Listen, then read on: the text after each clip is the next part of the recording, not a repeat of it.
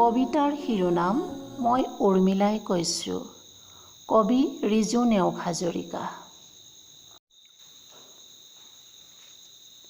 মই মহাকাব্যৰ দুখিনী নাৰী উৰ্মিলা, অপেক্ষাৰ অন্য নাম।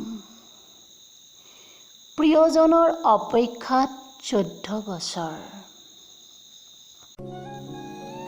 যৌৱনৰ ধুমুহাই পীড়া কৰা শৰীৰ, পল পল জহি খহি যোৱা সপোন, আশা আকাংক্ষা, চেপি খুন্দি ৰখা কামনাৰ জুই, নীৰৱ চকুলো মোৰ ৰাতিৰ লগৰী। উৰ্মিলা মই সহনশীলৰ অন্য নাম। 14 বছৰত কি নহলহেঁতেন মোৰ, যি আশা আছিল মোৰ সহচৰ। প্ৰিয়জনৰ উমাল পৰশত গুণগুণাম জীৱনৰ গান।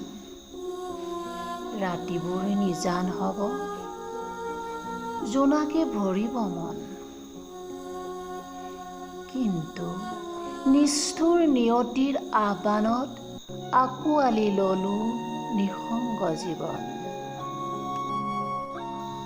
সহিলো কষ্টৰে প্ৰিয়জনৰ অৱহেলা, যদিও বা কথা আছিল সুখে দুখে লগৰী হোৱা।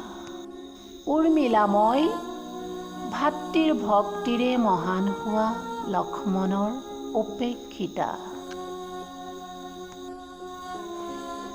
পতিৰ কামত নিদিলো বাধা, হাঁহি হাঁহি দিলো আগবঢ়াই।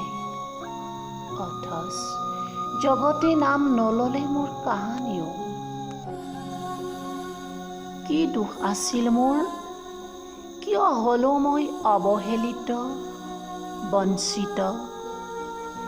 উৰ্মিলা মই জনম দুখিনী।